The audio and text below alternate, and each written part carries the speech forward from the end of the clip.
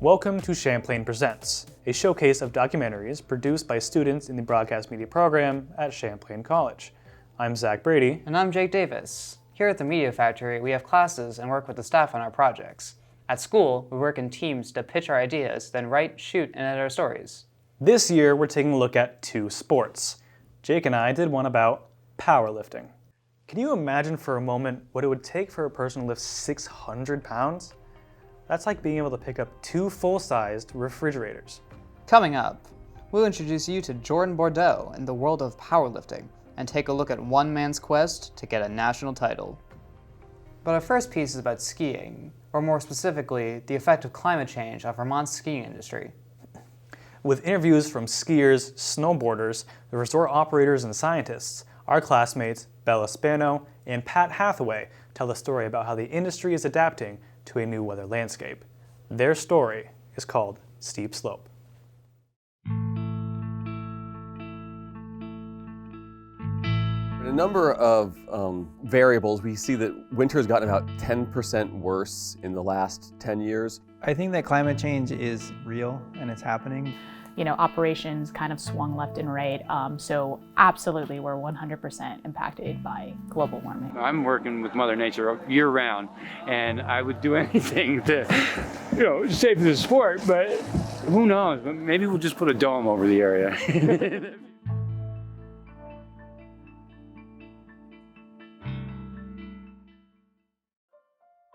Vermont's ski industry represents big money, about $1.6 billion in the 2022 season. 350,000 skiers hit the slopes and around 13,000 people are employed, but that industry is facing some major challenges. Because of warm weather, some resorts had to close temporarily and stockpile man-made snow for colder conditions. I think there has definitely been differences. I remember when I was a kid, we would always say, oh, there's like a February thaw and it might get warm for a couple days, in February or sometime in the winter. But what I've noticed is it seems like that just happens more frequently. This sparked the question, what happened to Vermont's snowy climate? Many experts believe the answer is clear: climate change. In Denver. Seriously? You were teaching them? I've taught skiing for 45 years. I started at age 15 as a junior instructor, and I've gone all through the whole ranks of the instructing world. I've worked at Bolton for 20 years and here for 23 now. So I just enjoy the teaching aspect of it. That's the impact for me. I love watching the people get it, and from age 2 on up, we've got kids out here at a year and a half old at this point that are sliding with their mom and dad. Cochran's is a tiny ski hill in Richmond that's historic, producing 6 Olympians in its time. But this legendary training ground is going through some change. We didn't get snow until about 3 weeks ago, appreciable snow this winter. And we're not up on a mountain here either. We're right down here at river level. The Winooski is 100 yards away there, so. Well, it was definitely a hard year. It was definitely a hard year for us because it was warm. In a place like this, we don't have the elevation of most other ski areas. So the beginning of this year was a little rough. This year's been better, but we're lucky for that. And thank God for snowmaking. Meteorologists see a broader change in the weather patterns. Haley Boulay forecasts weather for my Champlain 2244. Here because it's such a cold wind, and combine that with the snow. Well, climate change has definitely put a stop to a lot of our wintertime activities, not just the ski industry, but snowmobiling, snowshoeing, cross-country skiing, all things that people come up here for the snow to, pump our local economy. And if we don't have snow, people aren't coming. The National Weather Service has an office in the Burlington Airport. NWS staff track weather patterns and say they've noticed a change in snowfall over the past couple years. I think the one thing that's kind of the most obvious to me is a lot more kind of marginal events. So this year specifically, I'm sure you guys have seen, there's been a lot of events where we're saying, is it going to be rain or is it going to be snow? Even in December, January, and February, we're having this conversation. And that wasn't a conversation we had 20 years ago. 20 years ago when we had these big storms, they were all snow.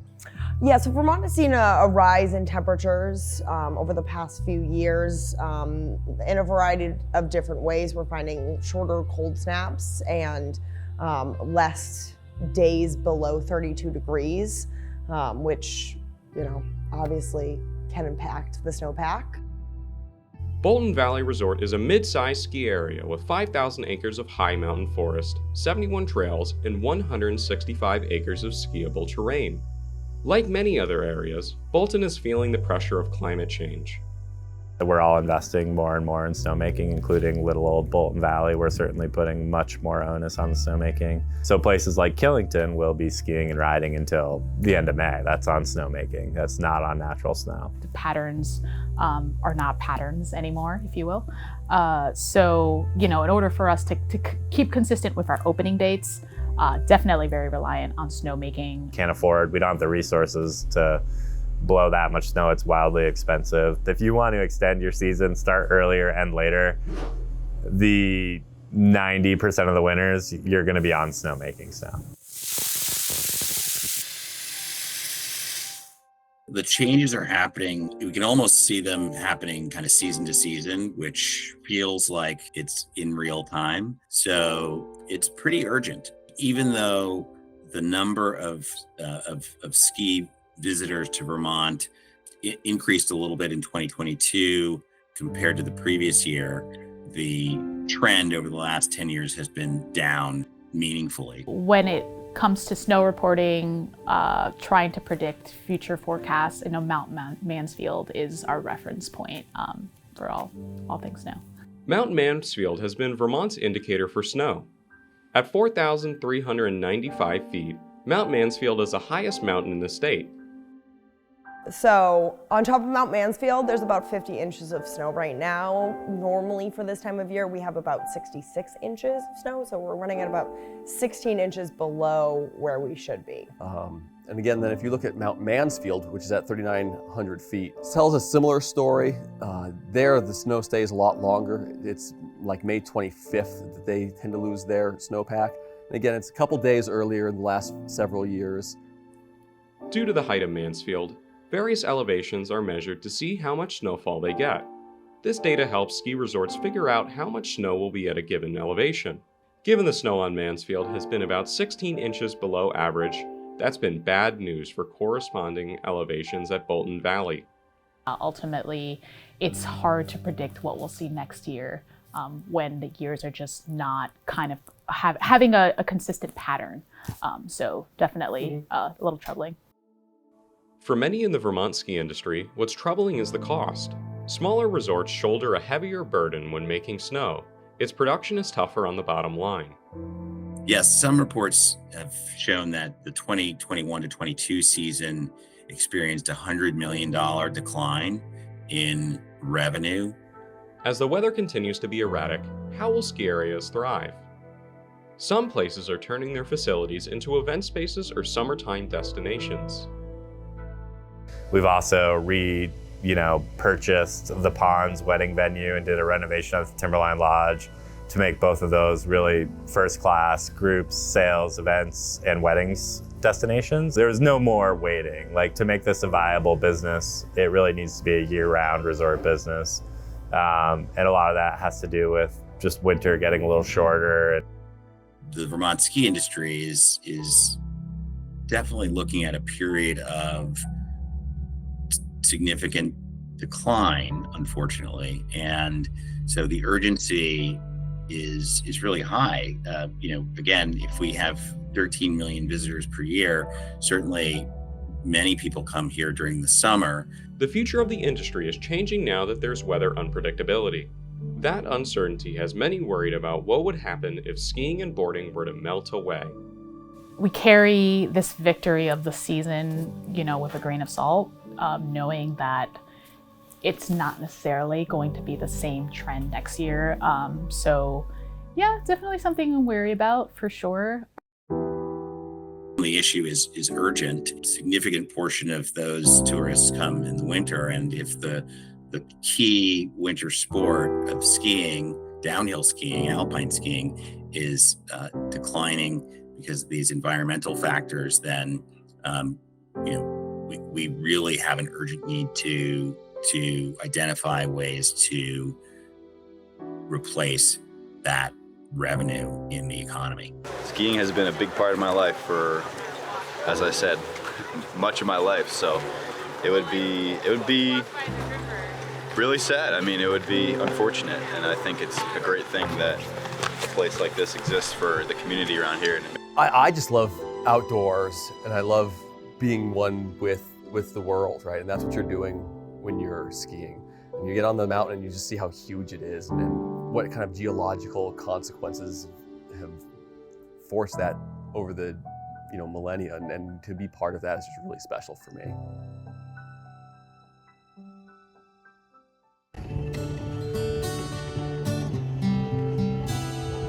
Thank you so much. We'll hope for the best. We're still in Vermont, right? Am I looking? You want me looking at you, Pat, generally, You or? both write all the questions. Okay.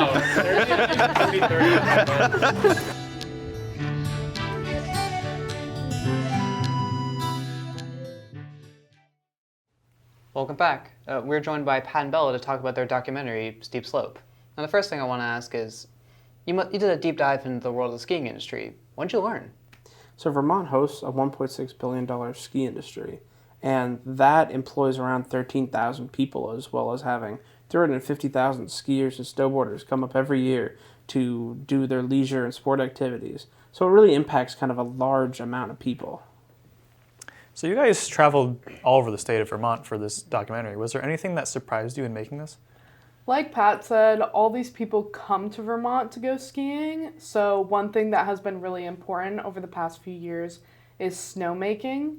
So they have to make snow to keep up with less snow coming on the mountains. So it really depends on your elevation, if you're close to a large or small body of water. And it's really difficult for some of these ski areas to make snow and keep up with the industry. All right. And now, after all has been said and done, what was your favorite part about making this documentary? So I think my favorite part about this documentary was going to the different ski areas and just different places in Vermont. We met a lot of people, and the people at Cochrane's were very nice, and Bolton were very nice. And I've personally never been to these places before, so it was really fun to go out and explore. So we really got the opportunity also to see a lot of the natural beauty of Vermont. There's a lot of landscapes, mountains, and even in the ski areas that have just this amazing natural beauty. So we really got to go around and explore that. Well, thank you guys so much for answering our questions, and great job on your documentary. We'll be right back.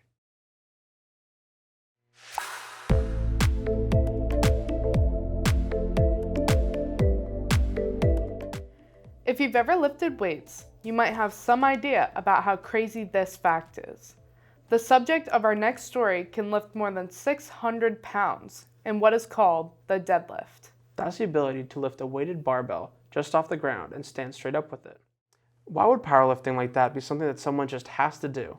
That's what Zach and Jake wanted to find out.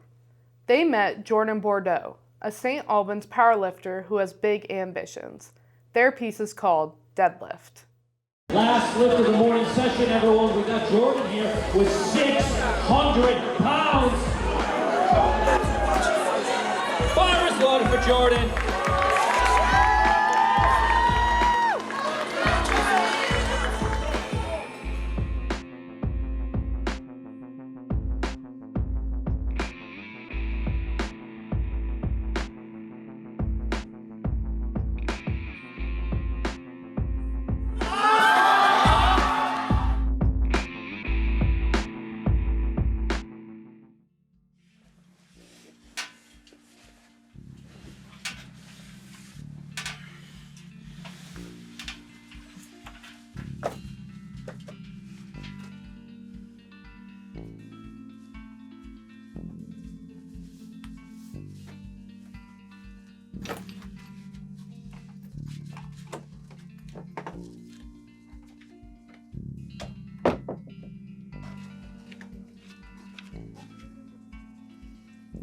Hello, I'm Jordan Bordeaux, and I'm a sophomore computer and data science double major at the University of Vermont, and I compete competitively in the USAPL Powerlifting Federation as a 100 kg lifter.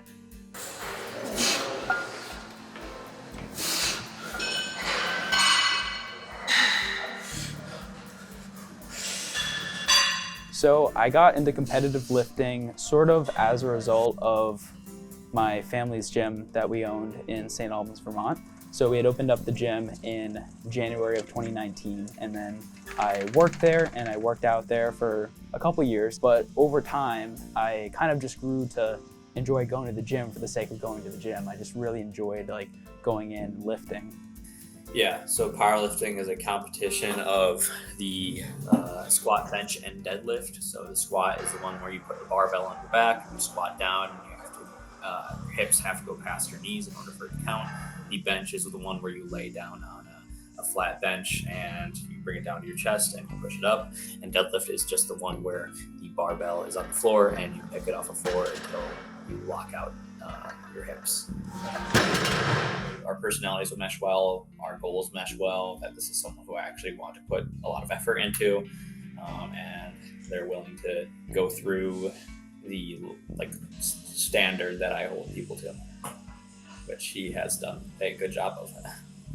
From like a macro perspective, Jordan's progress has been very good, but there's been times on a micro scale where it has been poor, and that's going to be something that everyone faces because it's hard to get stronger. You know, we're not like gorillas, and we don't just have like unlimited amounts of strength. So you really need to find what works and what will be the right stimulus to make sure that you know continue to progress someone without breaking them, so to speak. And then I found that I really just like pushing myself on like squat, bench, and deadlift in particular.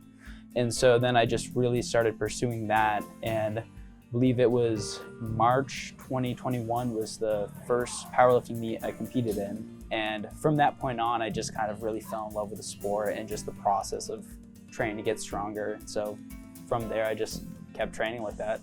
I really want to just keep lifting and keep pursuing it until I win some kind of national championship, whether that happens in my 20s, 30s, 40s onwards. I really just want to stick with it until I reach some kind of high level like that.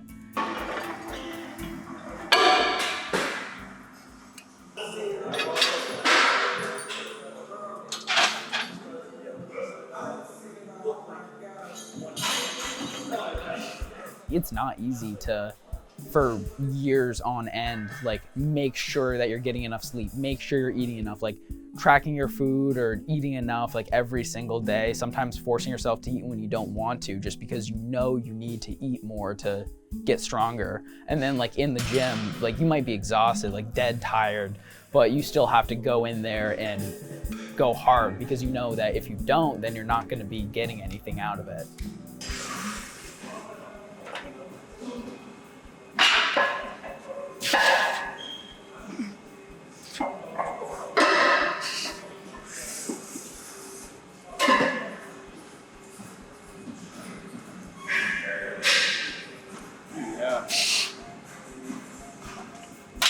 I would definitely say it's kind of like a second family in some ways, like the group of people that we always see at Lift V2 when we go. Me and my girlfriend Ella started calling them the Kilo Crew.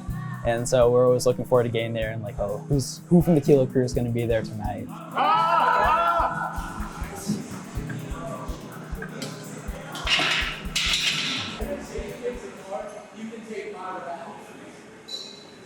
Nice. My name is Ella. I have just barely kind of gotten into powerlifting, but I've been lifting for a little while. Jordan is my coach, and he's also my boyfriend. I just had really for a while just wanted to get stronger. I grew up dancing. I started dancing when I was 3 and I danced for 15 years. And I really enjoyed it, but one thing I wanted was to just get stronger. And for a while, like that I hoped would better my dance technique and just better like my control and stuff. But once I got into lifting, I found like that's just really what I wanted to do. And it was something I found really fun. And then powerlifting specifically, I saw Jordan compete a little bit, and I really didn't know much about the sport of powerlifting before I started like even just lifting at the gym and talking to Jordan about it, because it was an interest of his a little bit before it was an interest of mine.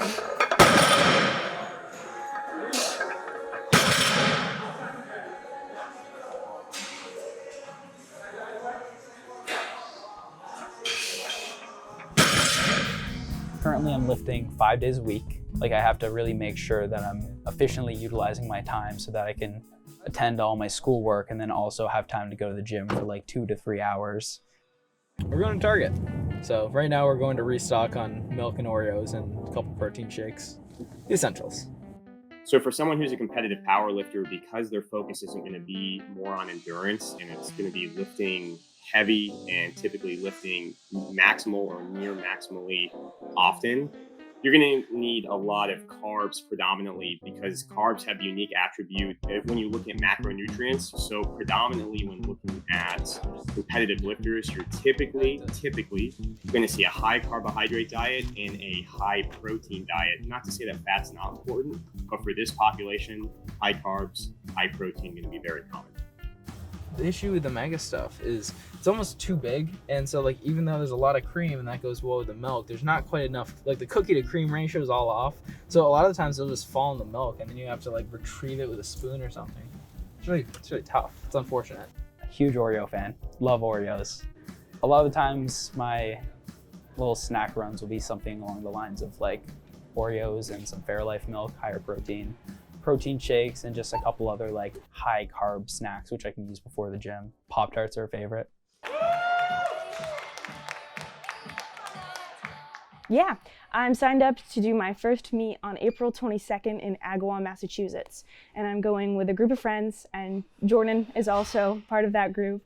So I'm really excited to just get on the platform, really just see how strong I am. Like, this is the first time I'm ever doing a meet like this, so it's just really exciting to see what that's gonna be like.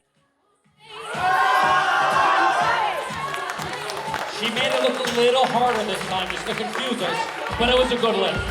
So I'm going down to Agawam, Mass for my 3rd full power meet and 4th meet overall. I'm going down with a bunch of friends, and so it should be a pretty fun time with all of us competing together. I've been looking forward to competing at this meet for a little while now, because this is by far the best prep I've ever had going into a meet. A few milestone lifts I'm looking to hit are a 551 squat, a 300 plus bench, and a 600 deadlift. The objective of the meet is to get the highest possible good lift, which is 2 or more white lights out of 3 possible white lights for each lift, and secure the best possible total. You're always going to have those nerves running through you, and so it's easy if you feed into that to just sort of like lose yourself and lose a lot of the form that you practice like every day, and forget some of the cues that you do to keep your technique as crisp as possible in training. Bars loaded for Jordan, 275 pounds. They're back at the top of the order of Josh, followed by Terry and Will. On bench, I started with 275. I've hit the weight a ton of times before in training, and so on paper should have been a pretty effortless first attempt. That being said, my first shot at it was a pretty rough misgroove. I slid on the bench on my right side quite a bit, and it definitely threw me off.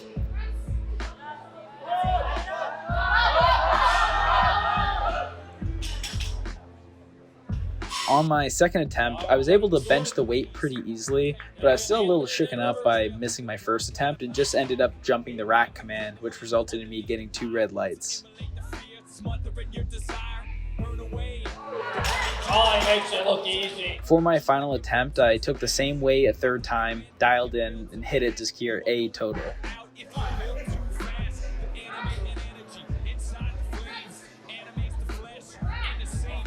Someone didn't tell Jordan this is 3rd attempt. Easy, Jordan. Bars loaded for Jordan, 496 pounds. I started with 496 on the squat. I got it and it moved pretty well, so I felt confident going up to the top end range for my second attempt at 529. Come on, Jordan. I hit that weight and it still felt like it was moving pretty well. And whenever a squat feels like it's moving well, I know I have quite a bit left in me since I tend to have a very slow and grindy squat. We got Jordan at 562 pounds. A teenager squatting 562 pounds. I was very nervous about loading 562 since it was still heavier than anything I'd ever had on my back before, and it was definitely one of the hardest squats I've ever done.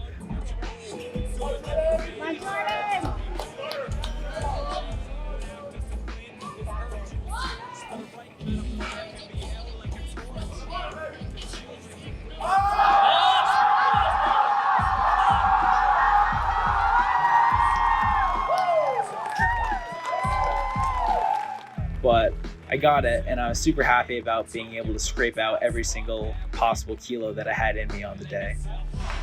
That's a good lift, Jordan. All right, Jordan, your turn. The last lift of the day was deadlifts. Deadlifts are always a bit of a challenge on meet day since you're still tired from the first 2 lifts, and it can be tough to really get back in the zone. Going into the meet, the best lift I had managed to complete in training and hold on to was 579, and I felt confident with our tapering strategy that I'd be good for 600 on the day. I started with 529 for my first attempt, and it moved super well. He brushed away the bad juju and lifted it up. So I felt very solid about going up to the top end range for my second attempt at 568. 568 pounds. I managed to take that, no issue.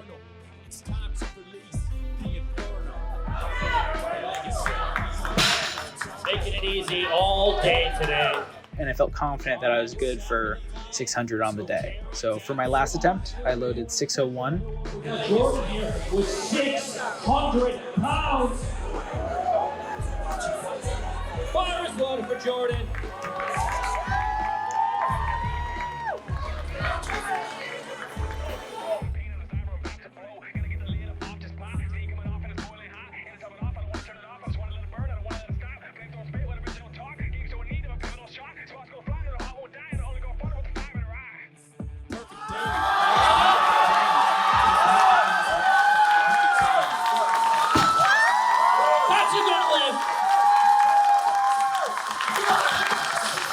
And managed to make it, perhaps even with another 5 or 7.5 kg in the tank.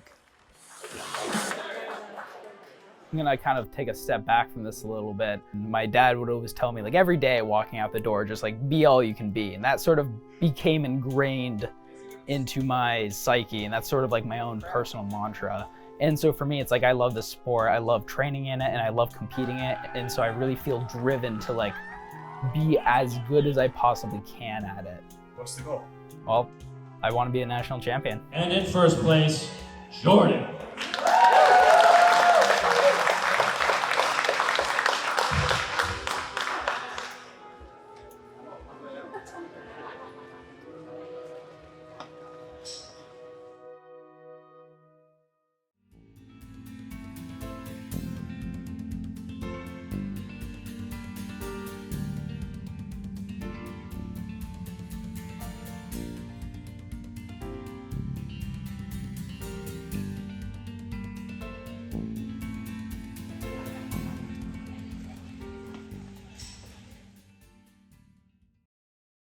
We're here with Zach and Jake to answer some questions about their documentary. So starting off, how did you really meet Jordan Bordeaux? And what kind of connection do you have? Yeah, I first met him my first year of varsity track and field, which was my sophomore year. And that summer, we accidentally ran into each other in a science technology conference, just kind of bumped into each other, and we started talking more, and we just became better friends since then. So we use narration during our documentary, but you guys didn't. Can you just talk a little bit about why you decided to do that? Well, it just kind of came organically, honestly. During the first interview, after hearing him talk for a little bit, we decided he has a clear vision of what he wants to say and what he wants to talk about. So we decided that we should just let him tell his own story, you know? I mean, yeah, Jordan's very passionate about powerlifting, and it just adds to the authenticity of the documentary. Yeah, you said he's passionate, but I'm really curious, how far do you think he's going to go with this? If I know Jordan, I know Jordan's driven. It's not going to be an easy task, but once he has a goal in mind, he's definitely going to try his hardest to reach that. Well, thank you guys very much, and good job on your documentary. Thank you. Thank you.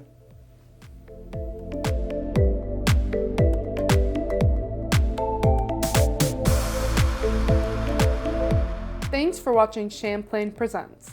We'd like to give our thanks to the Media Factory, Jess Wilson, and our professor, Keith Oppenheim. And thank you guys for watching and supporting student work at Champlain College. Is everyone ready? Yeah. Bye.